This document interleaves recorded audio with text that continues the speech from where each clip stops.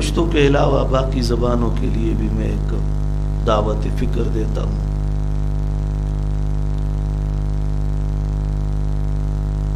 کہ 1-2 دن یا کچھ دن پہلے حکومت پاکستان نے ایک اعلان کیا ہے کہ قادیانی احمدی اقلیتی کمیشن کے ممبر ہوں گے. اب جب قادیانیوں کو اقلیتی کمیشن کے ممبر بنایا اس گورنمنٹ نے، آیا کبھی یہ سوچا ہے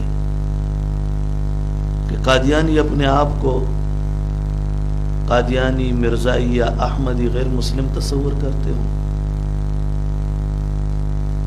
آج تک کسی قادیانی نے، آپ مرزا مسرور سے انٹرویو لے لے، مرزا ناصر و طاہر کے بیانات دیکھ لے، انٹرنیٹ پہ گوگل میں اور سرچ کرے، یوٹیوب پہ موجود ہے، فیس بک پہ ان کے پیجز سے موجود ہے.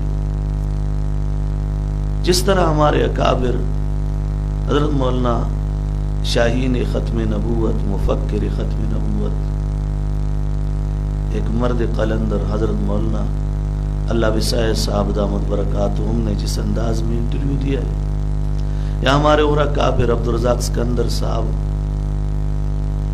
حفظہ اللہ، عزیز الرحمن ثانی صاحب، یا قاضی احسانہ محمد صاحب، قاضی اسماعیل شجاع آبادی صاحب، اکرم طوفانی صاحب، چلتے چلتے ہمارے صوبائی رہنما حضرت مولانا مفتی محمد شہاب الدین کوکلزئی دامت برکاتہم، یا اور ہمارے اکابر نے جس طرح یہ ارشاد فرمایا ہے، ان کی تابعداری میں ہم کہتے ہیں کہ اگر قادیانی اپنے آپ کو غیر مسلم اقلیت مان لے، جس طرح آئین پاکستان میں ہے، آرٹیکل 3 کے نیچے 1974 میں، آرٹیکل 3 کے تحت 1974 میں 106 اور 260 دفعات کے نیچے جو ان کو اقلیت کافر قرار دیا گیا ہے، تو آئین پاکستان کے مطابق قادیانی بھی اپنے آپ کو اقلیت کافر مان لے.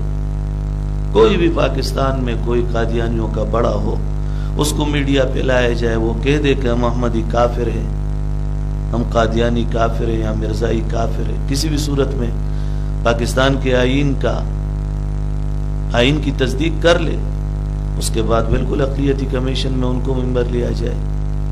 اور جب تک پاکستان کے آئین کو ان لوگوں نے نہیں مانا، جب تک آئین کو نہیں مانتے، ہم اس فیصلے کو تسلیم نہیں کریں گے، اور ہم حکومت کو کہیں گے، درخواست کریں گے دستبستہ کہ اپنے اس فیصلے پہ نظر ثانی کرو. اور پی ٹی آئی نوجوانوں کو بھی دعوت فکر دیتے ہیں کہ تم لوگ کہتے ہو کہ ہم نہ یہودیوں کے ایجنٹ ہیں نہ قادیانیوں کے. جب تم پکے مسلمان ہو تو مسلمان کا شیوا یہ ہے کہ چاہے اس کا بھائی ہو چاہے اس کا باپ ہو، اگر وہ کفر کی بات کرتا ہے تو یہ باقاعدہ اس سے برات کا اعلان کرتا ہے. ابراہیم علیہ السلام نے اپنے والد سے برات کا اعلان کیا، نوح علیہ السلام نے اپنے بیٹے سے، لوط علیہ السلام نے اپنی بیوی سے، امام الانبیاء نے اپنے چچاؤں سے، ان سے برات کا اعلان کیا تھا. اس طرح صحابہ کرام کو دیکھو، ابو بکر نے اپنے بیٹے سے. تو میں یہ دعوت فکر آپ لوگوں کو بھی دوں گا کہ کم از کم قبر کی رات متعین ہے، قبر میں ایک دن جاؤ گے ضرور، تو اپنے ایمان کا خیال رکھو. اپنے جو تمہارے ممبرز حضرات اسمبلی کے یا جو تمہارے منسٹر ہیں ان سے مطالبہ کرو. اور مجھے فکر اس بات کی ہے کہ آئے دن کسی قادیانی کو کسی عہدے پہ لیا جاتا ہے اس حکومت میں.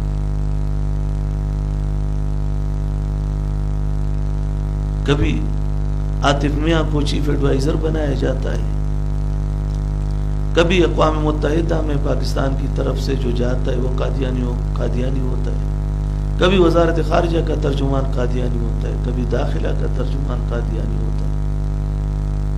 کبھی قادیانیوں کے بارے میں تم کہتے ہو کہ جن کے ساتھ ظلم ہو رہا ہے یہ اقلیت نہیں، ہم کہتے ہیں بالکل اقلیت ہے، لیکن وہ اپنے آپ کو کافر اقلیت مان لے، یہ اقرار کر لے، پھر ہمیں کوئی اعتراض نہیں ہوگا، ہم خیر مقدم کریں گے اپنے اکابر کی اتباع میں. یہ ہمارا اعلان تھا. اور نوجوانوں کو بھی خصوصاً پی ٹی آئی کے نوجوانوں کو، اور پی ٹی آئی میں وہ وزراء جو بعض کہتے ہیں کہ ہم سب سے اچھے مسلمان ہیں، جس طرح ہمارا اسپیکر کہتا ہے، لیکن وہ بات کو گول مول کر دیتا ہے۔ ہم کہتے ہیں صاف شفاف انداز میں بات کرو۔ منافقت کام نہیں آئے گی قبر میں۔ ہمارا کسی کے ساتھ ہماری کوئی دشمنی نہیں ذاتی، لیکن پیغمبر صلی اللہ علیہ وسلم کے ناموس کے لیے ہم مرتے دم تک لڑیں گے انشاءاللہ، چاہے وہ کسی بھی صورت میں ہو۔ تو ہمارے اس بیان کو غور و فکر کے ساتھ سنا جائے، اور اس پہ اپنا کمنٹس اور اس پہ اپنا فیصلہ وہ ضرور صادر فرما لیں۔ وآخر دعوانا ان الحمد للہ رب العالمین۔